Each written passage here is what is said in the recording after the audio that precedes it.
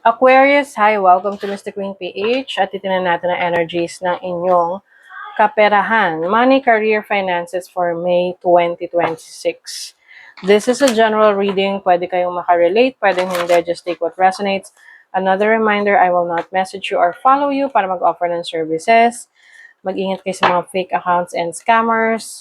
Kung gusto nyo ng private reading, just go to my website, mrqueenph.com. Or you can book directly sa aking calendar, link on the description or sa comment section. Okay, Aquarius.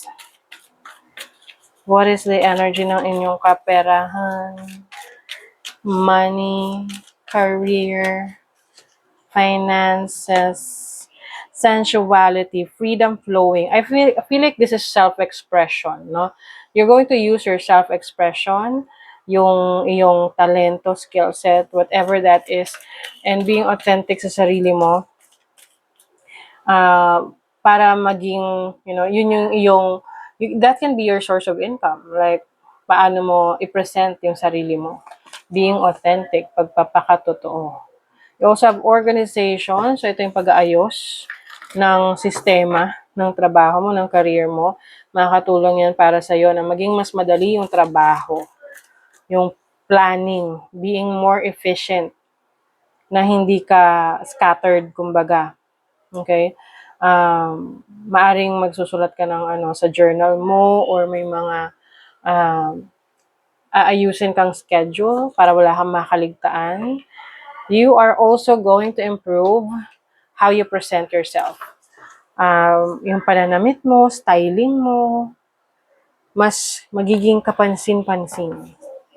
Some of you are content creators, influencers, or merong certain following na pwedeng makikita nila or mapapansin nila na nag-glow ka, nag-glow up, ganyan.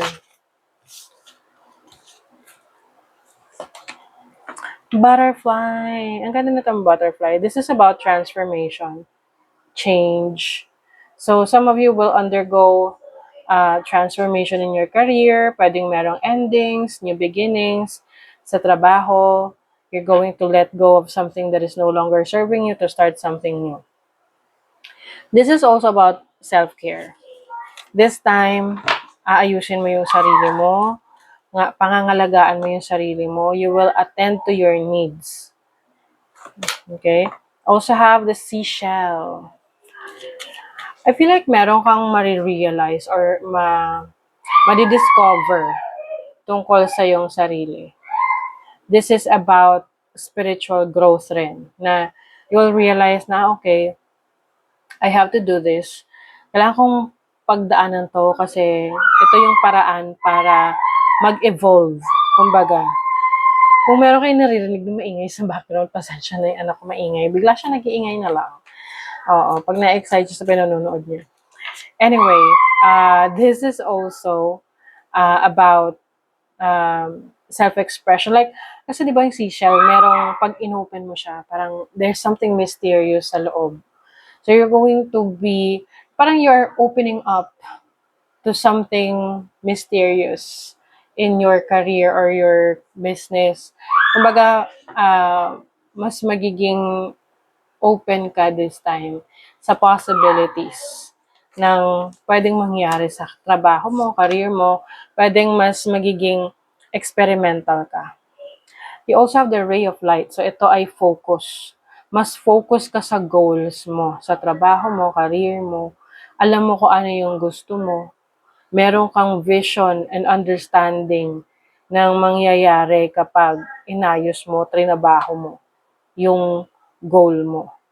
Okay? So, importante dyan, aware ka.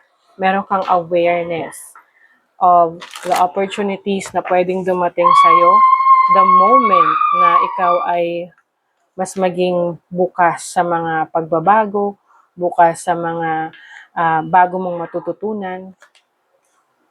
You have the Knight of Cups. So, this is about an offer. So, pwedeng merong offer para sa'yo pagdating sa trabaho, sa career mo. Pwedeng may magbibigay sa'yo ng idea or like, pwedeng idea sa business, or idea sa pwedeng trabaho na pasukin mo. It's also, kumbaga parang merong love for your work, love for your career, or whatever you do. Ace of Swords, this is a new beginning, new idea. Pwedeng ito yung eureka moment sa'yo na, okay, ito magandang idea to, I will try this, gagawin ko to. This can be challenging kasi meron mga taong hindi maniniwala sa kakayanan mo. But it's okay. Ang importante, naniniwala ka sa kakayanan mo. You have the Page of Swords. So, you will increase your knowledge, yung alam mo sa craft na pinupursue mo. Page of Swords is about researching, being more curious. Kumbaga, ang panlaban mo rito, yung kaalaman mo eh. Meron mga i-question yung mga ginagawa mo, yung mga changes na ginagawa mo sa trabaho mo, business career mo. Pero, ang alam mo is, ang importante sa'yo, alam mo yung ginagawa mo. Hindi mo siya basta na lang na nagde-decide ng wala kang basehan. You know that you are about to change the game when it comes to your career, when it comes to your business, or sa source of income mo. Yan, o yan o. Inherent wisdom is emerging at this time. Watch it and ready yourself for a rebirth. It's a brand new you. Yung iba sa inyo, magre-rebrand. Diba? Kung halimbawa, branding mo, dati, isa kang dancer. O ngayon, magre-rebrand ka. Dancer and singer ka na. Kasi in-improve mo yung singing skills mo. Diba? Yung voice mo. So, it's about you upgrading yourself. So, some of you Aquarius, ina-upgrade nyo kung ano na yung existing yung abilities and talents or skills. The choice is clear for you now. Follow the wisdom and truth you feel in your heart. Oh, totoo. Napakaliwanag na para sa'yo ang iti-take mo na landas. Whether merong nangingialam sa mga decision mo, you will still pursue what you think is best for you, what you think will work for you. You are being gifted with blessings of happiness and peace. So some of you, itong new beginnings na to, dito kayo makakahanap ng kapayapaan, katahimikan, at kaligayahan. Na pwede pala yon, na pwede pala tayong kumita ng pera, magtrabaho, na gusto natin yung ginagawa natin, na walang pressure, at nag-e-enjoy tayo. 'Di ba? Hindi yung parang every time na papasok tayo sa trabaho or gagawin natin yung trabaho natin, nalulungkot tayo kasi, yun nga, hindi tayo inspired, hindi tayo masaya.